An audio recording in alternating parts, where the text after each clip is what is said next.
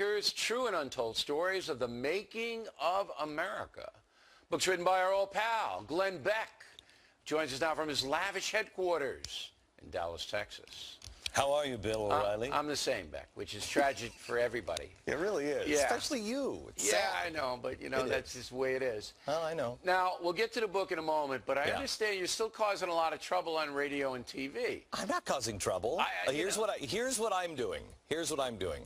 I'm talking to people like Malcolm Gladwell, who did Blink and The Tipping Point, has new David and Goliath book out. I'm talking to people Wait. So why, this pinhead Gladwell, I saw him on 60 Minutes last night. What are you getting out of him? What are you getting out of that?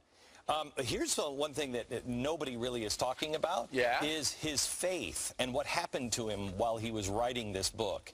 Where he's writing this book, he's a guy who was raised religious and then kind of fell away from it and found himself rediscovering faith and the importance of faith. When he was sitting here on my set, I couldn't believe it because, I mean, it's Malcolm Gladwell.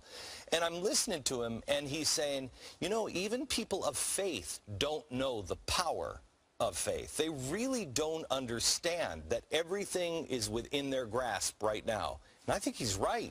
All right, now, so you're still connecting public policy with personal belief system, which I always thought was a good thing, and you're one of the few people who do that. Yeah, I don't think, you know, I think the way to solve our problems, Bill, in fact, the only way to solve our problems, and I'm seeing it happen with people on both sides of the aisle, is personal responsibility. One of my good friends is Penn Jillette. He's an atheist. He's a guy who is a very moral man. He doesn't need religion to do that.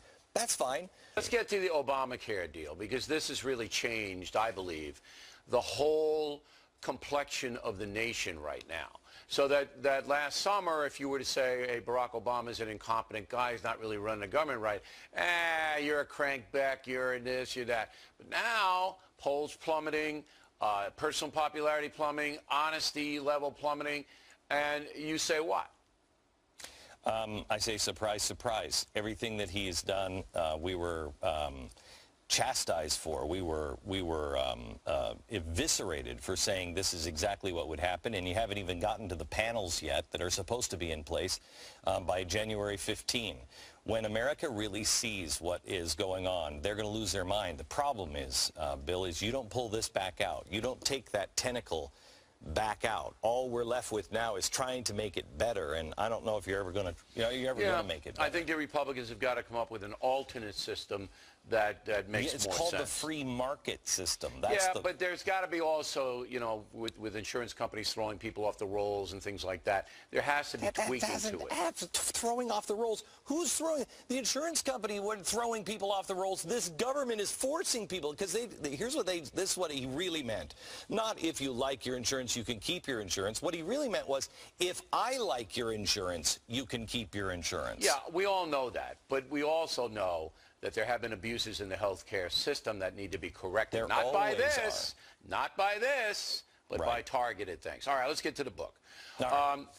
Your head is blocking the S on miracles, so it's miracles and massacres. So it's basically a book that says to Americans, your country's both good and bad. You got to deal with it both. But it's really, you know what, Bill, it is, I mean, I think the most shocking thing in this book is there are things in here that, like, for instance, Edison is a dirtbag. I hate Edison. I love Thomas Edison before I started reading about Tesla. This is actually an old letter from 1935 from Tesla. You start to see what Edison did, where he was electrocuting dogs and horses and cows, and he was calling it not electrocution, but Westinghouse.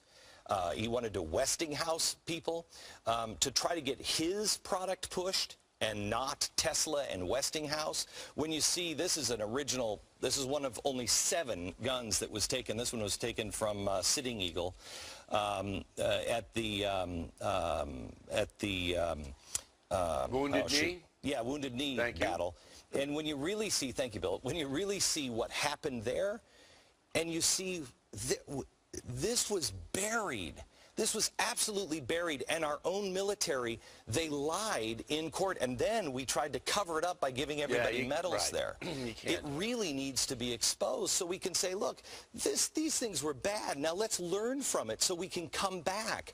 Who are we burying today? Who is the Tesla that is being buried today by somebody who has inside, you know, kind of insider trading access in Wall Street like Edison did? All right, Beck. So Beck is now the watchdog of history along with me and Kilmeade. You know, we're rolling, Beck. Bed sheet from Abraham Lincoln. You may have the book. I have the bed sheet. There he is. All right, Beck, thanks. Good luck with it.